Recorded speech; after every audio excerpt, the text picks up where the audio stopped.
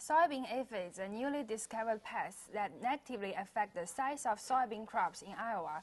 Here's Tammy with the story. Invasive bugs from Asia arrived in the year 2000 and are now well established across the Midwest. A lot of invasive species are brought in accidentally to the United States. With the increase in commerce and travel across continents, people bring in things inadvertently. Soybean plants that have aphids will be stunted, smaller. The leaves will be yellow and curled.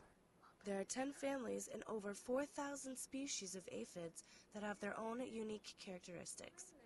And soybean aphid is its own species, and it doesn't reproduce with other aphid species. It's its own thing. In a soybean field, all of the aphids are females, and they reproduce asexually through parthenogenesis. Population growth can be tremendous. In the summertime, when ideal temperatures are happening, that's between 75 to 85 degrees, they can double populations every 3 to 5 days. Growers of soybean crops come to researchers like Professor O'Neill and Professor Hodgson for advice. Really, the only tool that was available to growers were insecticides. Most common questions I get from growers are, when should I be treating? They also want to know what products are most effective. Specific cells are what make an aphid-resistant soybean plant actually aphid-resistant, and they will soon be available to growers. The RAG1 gene that will be available next summer is a form of resistance called antibiosis. In general, that just means there's something in the plant that doesn't agree with the aphid.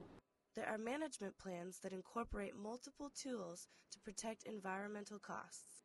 To reduce some unnecessary environmental risks, we encourage people to use the host plant resistant lines next summer if they can.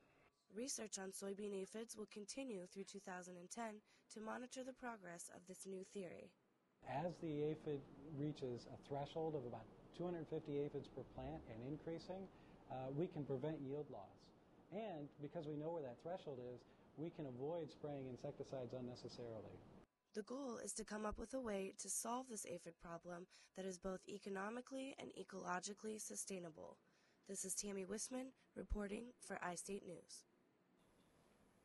Check out the status of these new plants and other research within the College of Agriculture and Life Science at www.ag.istate.edu.